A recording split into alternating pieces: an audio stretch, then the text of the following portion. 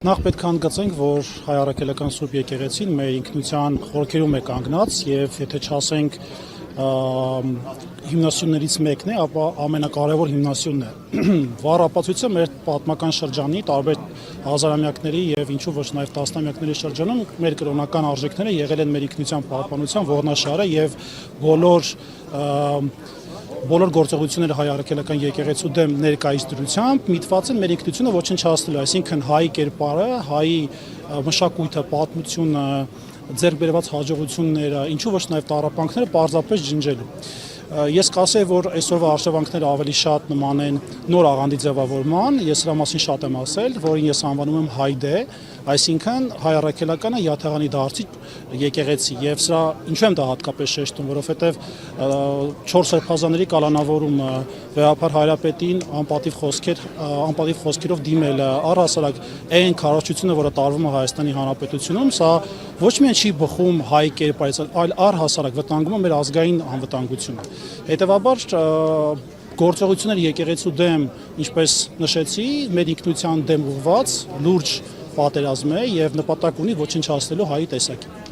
Պարոն Դավթյան, կասեք, մեր ձևով շարժումը ինչ տեսլական ունի Հայաստանում առկա տարբեր ոլորտային խնդիրների շուրջ։ Տեսեք, այս պայծառությամբ կարող եմ ասել, որ մեր հիմնական ուղերձները կառուցվում են 3 ճյուղերով՝ դիվանագիտություն, ուժեղ տնտեսություն եւ ուժեղ բանակ։ Դիվանագիտություն ասվածի մեջ եթե կարճ ամփոփենք, բացվածքը շատ ավելի չերկարացնեմ, ապա բալանսավորված արտաքին քաղաքականություն, այսինքն մենք փորձելու ենք ոչ թե չարու բարու արտաքին քաղաքականություն տանենք, փորձելու ենք Հայաստանի շահը համահավասարեցնել, որը հիմա պարզապես գոյություն չունի, այլ պետությունների, այլ արտաքին ուժերի եւ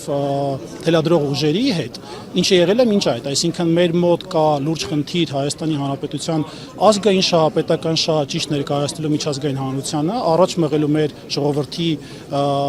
ժողովրդի շահը եւ այսօրվա դրությամբ մենք չունենք այնպիսի դիվանագիտություն, որը կապահովի Հայաստանի Հանրապետության ներկայանելիությունը արտաքին աշխարհում։ Եվ բանակցությունների շրջանում, որտեղ մենք տեսնում ենք Նիկոլ Փաշինյանը ջանասիրաբար ոչ թե վարում է դիվանագիտություն, այլ հանձնողականություն է վարում։ Ըստ երևույթին իր բոլոր գործողությունները ոչ թե նպաստում են Հայաստանի Հանրապետության դիվանագիտության բալանսավորմանը կամ օրինակ այլ շահերի